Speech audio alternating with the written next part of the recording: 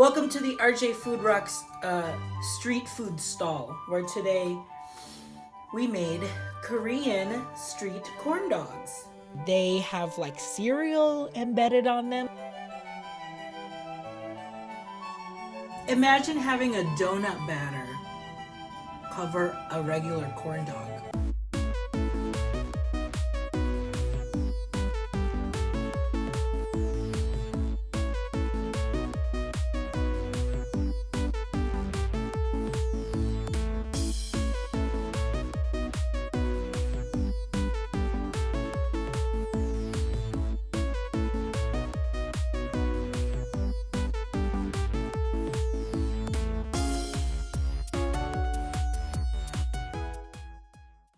Hi everyone, welcome back to another episode of RJ's Food Rocks. Today we are going around the world and we are landing in Seoul, in Hanguk, Korea. I'm wearing my my knockoff Blackpink hoodie today to take a trip to Seoul and recreate a street food that I have seen numerous times now on my YouTubes. You know, I have been like K-pop influenced. I have fully like gone into the deep world of K-pop, not just Blackpink and not just BTS, but I am a full Miracle for Oh My Girl. I am a Mumu for Mamamoo. I don't know what the stands of 17 are called, but I'm one of those two. I am a MOA for TXT. Like, girl, I have gone full K-pop. And as many of you know, K-pop, they do a lot of like behind the scenes footage, and every time I see, obviously my brand, I watch what they eat or what they like to eat, and a lot of these Korean groups love their Korean street food, and who can blame them? The Korean street food looks so good. But there was one in particular that I was like, this is really interesting. They do it so differently than how we're used to do it. Korean street corn dogs look so crazy. They are like puffed up like crazy. They have like cereal embedded on them. Sometimes they have like, I don't know, other stuff in there. I famously love the corn dogs at Disneyland. The Little Red Wagon is my happy place. My next happy place is Corn Dog Castle. The Corn Dog King from Corn Dog Castle is absolutely the monarch, the true monarch that I see. So let's go to the kitchen. We'll talk about this. Korean street corn dogs now. So the recipe that I am using is from a blog called Two Plaid Aprons. From what I have seen, it's like a yeasted dough, basically, that they batter up these hot dogs. I am activating yeast once again. Here we are again. A teaspoon of active dry yeast to about a cup of warm water. Letting this mix and let it sit for a couple of minutes until the yeast is dissolved. And then in another container, I am mixing together a cup and a half of flour, 3 tablespoons of sugar, and a half teaspoon of salt, which is essentially kind of like the beignet dough.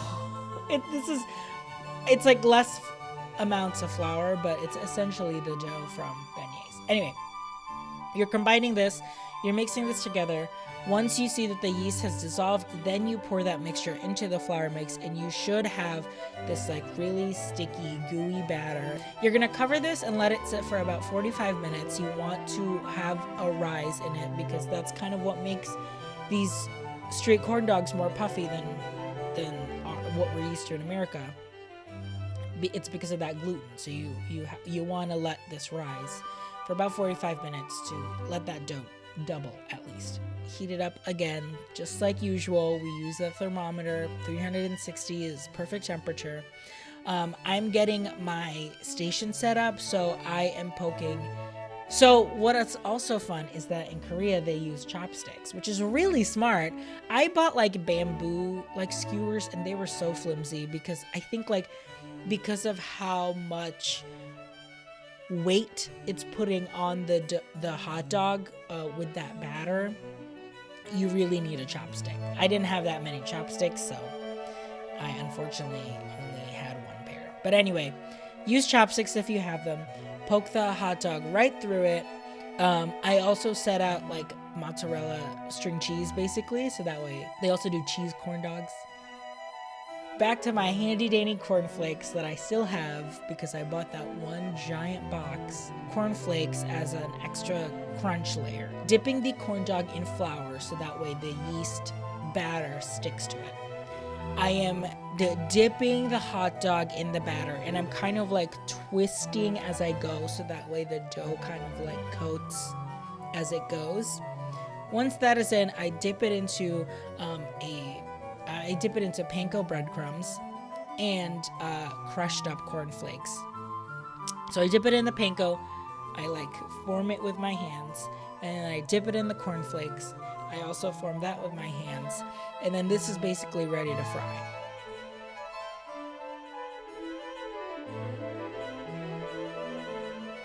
So just like typical, I deep fry it. You know how the drill goes. You deep fry it until it's golden brown, and then I let it drip in a cookie sheet with a narrow rack on it.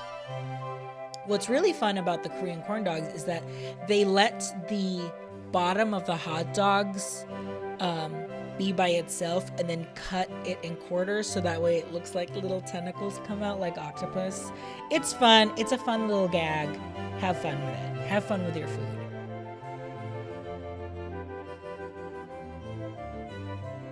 And then what's also fun about their corn dogs is that they sugar raise it. So they wait until, instead of like, salt for fries, they straight up use sugar. So it is a explosion of sweet and savory flavors. You are gonna love these. You are gonna have so much salt and sugar intake from like one corn dog. Just be prepared. Make sure you have water nearby. And go ahead and make these Korean street corn dogs.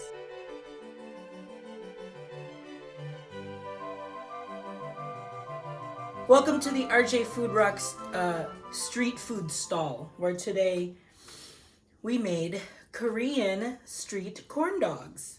The corn is in the cornflakes that I used to cover it. So there we go. And because it's me, I'm also adding a little bit of Kewpie mayonnaise because I love Kewpie.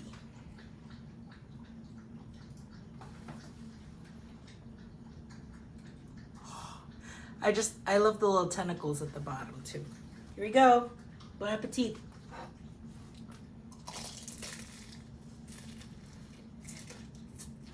Mmm.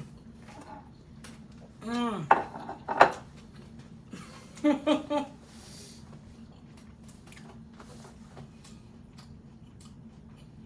Imagine having a donut batter cover a regular corn dog.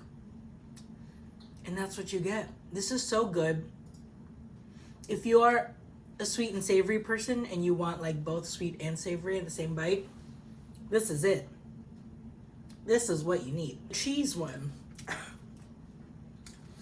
which I'm not that keen on.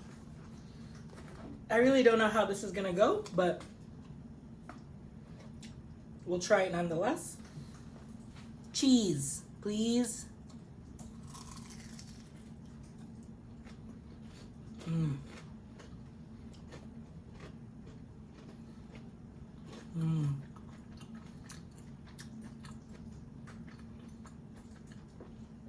I mean, it's a fried mozzarella stick.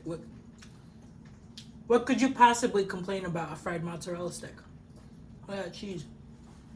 Let me see if I can get a good pull. Mmm. Mmm. Make your own. Or just wait until I open my stall, and then you can come visit me and buy one from me. That's it. You can go now. I'm gonna eat more. Thank you for watching another episode of RJ's Food Rocks World. You can find me at RJ Food Rocks on all of your social media. Facebook, Twitter. I almost had Tumblr. I definitely do not have a Tumblr. Facebook, Twitter, Instagram. You can also find me on Patreon, where you can support me for $5 a month and join these lovely food rockers next to me.